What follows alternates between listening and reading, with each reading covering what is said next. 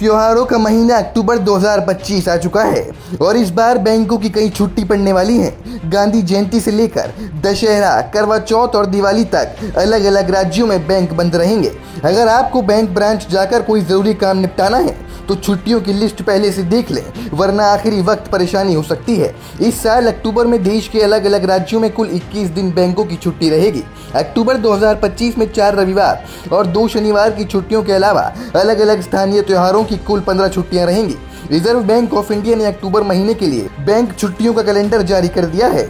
RBI holiday calendar के मुताबिक अक्टूबर में कुल 21 दिन बैंक बंद रहने वाले। पूरे देश में हर रविवार और हर महीने के दूसरे और चौथे शनिवार को बैंक बंद रहेंगे, यानी 5, 11, 12 और 19, 26 और 25 अक्टूबर को भी सभी बैंकों में छुट्टी रहेगी। इसके अलावा कई त्योहारों पर भी अलग अलग राज्यों में बैंक बंद रहेंगे। देश में अलग अलग राज्यों में अलग अलग स्थानीय त्योहारों की वजह से 1, 2, 3, 4, 6, 7, 10, 18, 20, 21, 22, 23, 27, 28 और 31 अक्टूबर को भी बैंक की छुट्टी रहेगी। अक्टूबर में सिक्किम में लंबे समय के लिए बैंकों की छुट्टी होगी। सिक्किम में 1 से लेकर 5 अक्टूबर तक लगातार 5 दिनों तक बैंक की छुट्टी रहेगी। 1 से 4 तारीख तक त्योहारों के अलावा 5 तारीख को रविवार के लिए बैंक बंद रहेंगे। इसके बाद सिक्किम में 21, 22 और 23 अक्टूबर को भी अलग अलग त्योहारों की वजह से सभी बैंक बंद रहेंगे। दूसरी ओर बैंक ब्रांच भले ही इन छुट्टियों में बंद रहें, लेकिन डिजिटल सेवाएं जैसे internet banking, mobile app, UPI और ATM लेन देन चलते रहेंगे। यानी आप ऑनलाइन फंड ट्रांसफर,